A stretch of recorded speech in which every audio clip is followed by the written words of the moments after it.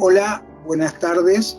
Es un verdadero placer estar nuevamente con ustedes en esta sesión del seminario de posgrado de literatura número 5, en donde me permitiré hablar nuevamente de Nicanor Parra.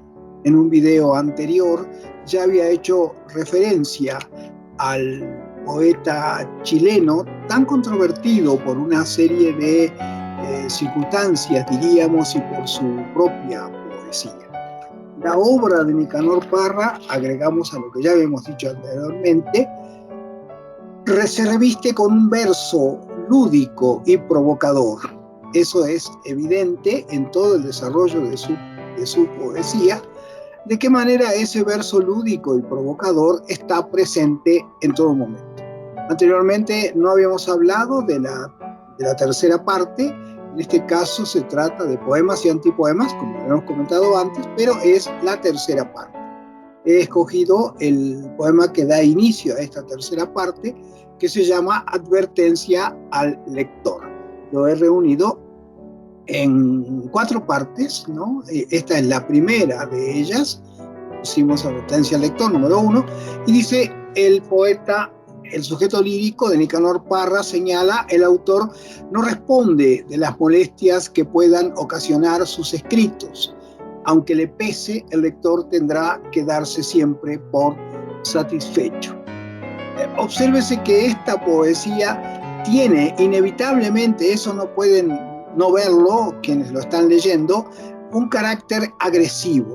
Es decir, el poeta Nicanor Parra se enfrenta a un mundo con el cual no está plenamente de acuerdo, y enfrentado a ese mundo llega a comprender que el hombre es un ser muy limitado. Entonces, partiendo de esa premisa, habla en tercera persona. El autor no responde de las molestias que puedan ocasionar sus escritos. Ya aquí se advierte el carácter irónico. La ironía es uno de los elementos preponderantes en la poesía de Nicanor Parra, y a su vez lo dice acá. Aquí está lo invasivo, lo agresivo. Aunque le pese, el lector tendrá que darse siempre por satisfecho. Es decir, esta es mi propuesta, les guste o no les guste, así la voy a plantear.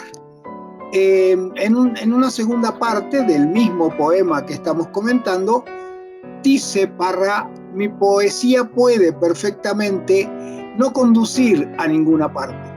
Las risas de este libro son falsas, argumentarán mis detractores, sus lágrimas artificiales.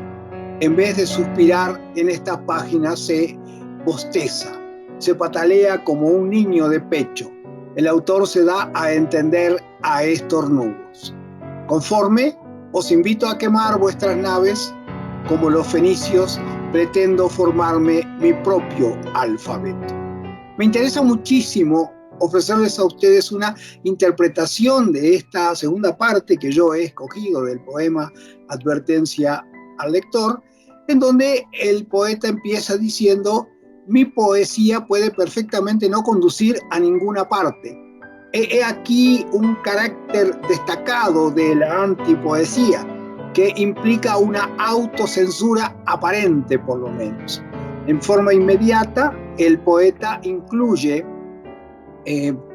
lo que argumentarían sus detractores, y que esa argumentación de sus detractores estará sintetizada en que las risas de este libro son falsas, sus lágrimas artificiales, en vez de suspirar se bosteza, se patalea como un niño de pecho, el autor se da a entender a estornudos. Todo lo que está puesto entre comillas es lo que sus detractores probablemente dicen, dice él, pero sabemos que sí lo dijeron al enfrentarse a una poesía que era la antipoesía, le llamó Parra, y ellos lo consideraban la antipoesía en el sentido de que no conduce a una verdadera manifestación de poética. Él dice acá conforme, es decir, estoy de acuerdo en parte, estoy de acuerdo, es otra ironía, y agrega: os invito a quemar vuestras naves como los fenicios, pretendo formarme mi propio alfabeto. Algo muy curioso en Parra es el recurso del intertexto. Él dice, bueno, estoy de acuerdo, pero ese estoy de acuerdo, repito, es irónico, porque está de acuerdo y no está de acuerdo. Entonces lleva aquello de que os invito a quemar vuestras naves, como los fenicios, pretendo formarme mi propio alfabeto. He aquí un ejemplo histórico, los fenicios que quemaron sus naves y ya no podían zarpar hacia la aventura, y entonces él invita a todos a quemar las naves y pretendo, dice, formarme mi propio alfabeto. He aquí algo fundamental, pretendo escoger la manera en que yo me voy a dirigir al mundo. Esa manera en que yo me voy a dirigir al mundo es mía, es propia, no es de los demás, no la he tomado prestada de nadie. Esto es lo que de alguna manera puede a algunas personas sacar de contexto y a otras afirmar lo que se está diciendo. Esta tercera parte dice, ¿a qué molestar al público entonces? Se preguntarán los amigos lectores. Si el propio autor empieza por desprestigiar sus escritos, ¿qué podrá esperarse de ellos? Cuidado, yo no desprestigio nada, o mejor dicho, yo exalto mi punto de vista. Me vanaglorio de mis limitaciones, pongo por las nubes mis creaciones. Breve paréntesis para aclarar que la ortografía que usa Parra es absolutamente libre, liberal, por decirlo así. Como ustedes pueden observar, sí usa cosas como los dos puntos que anuncian lo que va a decir, pero cuidado, yo no desprestigio nada, aquí no hay signo de puntuación, y en el renglón siguiente empieza con mayúscula cuando la preceptiva tradicional dice que debe empezarse con minúscula. Luego hay una coma y empieza con mayúscula, no hay puntuación y empieza con mayúscula. ¿Por qué? Porque es su propia manera de decir, es su propia forma de utilizar el lenguaje y de utilizar los signos gráficos que tiene a su alcance. He aquí algo fundamental. Los amigos lectores se preguntarán, ¿a qué molestar al público entonces, si el propio autor empieza por desprestigiar sus escritos? ¿Qué podrá esperarse de ellos? Y Parra responde, este poema es una especie de diálogo con el lector y de monólogo de alguna manera, valga la redundancia, consigo mismo. Cuidado, yo no desprestigio nada, dice el poeta. Eso no es así. O mejor dicho, yo exalto mi punto de vista, me vanaglorio de mis limitaciones, pongo por las nubes mis creaciones. Es decir, hay un orgullo de ser poeta, un orgullo de expresarse, pero su manera de expresar es completamente distinta a lo que habían hecho anteriormente los poetas tradicionales. Y el poema termina diciendo, los pájaros de Aristófanes enterraban en sus propias cabezas los cadáveres de sus padres. Cada pájaro era un verdadero cementerio volante.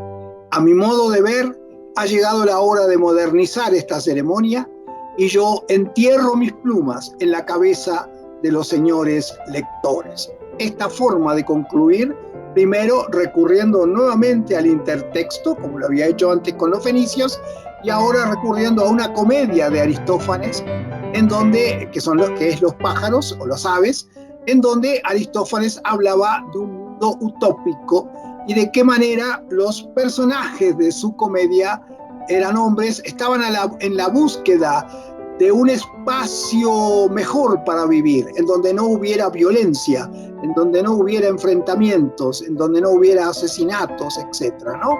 Y entonces aparece una imagen que es esta, los pájaros que enterraban en sus propias cabezas los cadáveres de sus padres, y cada pájaro era un cementerio volante.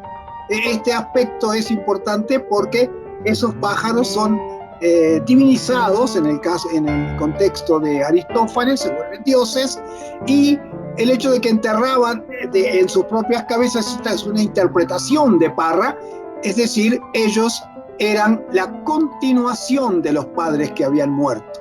Entonces, como consecuencia, en su cerebro, en su cabeza, quedaba el recuerdo de aquellos que habían muerto. Cada pájaro era un verdadero cementerio volante, con lo cual da por implícito que todos nosotros somos un verdadero cementerio volante.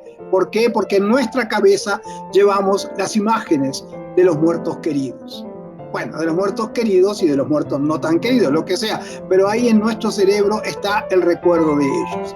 Y la conclusión del poema, y la conclusión para esta presentación.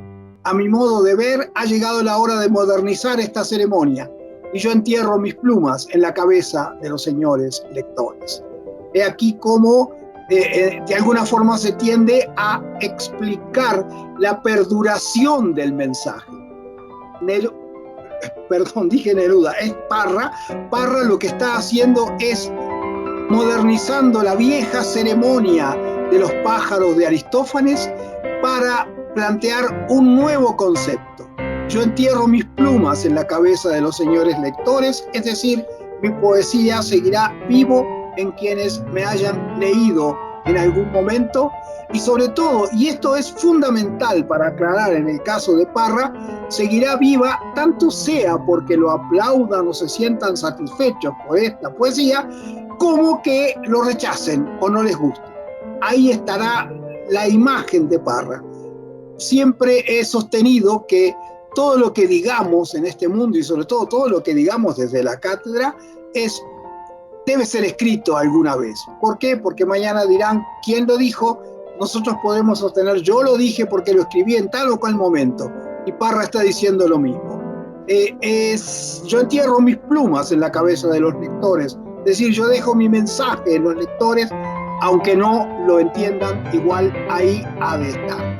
Este acercamiento a la obra de Nicanor Parra, el poeta chileno, de amplio espectro dentro de la literatura latinoamericana, nos permite acercar a Parra por una segunda instancia, como lo habíamos hecho, de la forma en que lo estamos presentando hoy.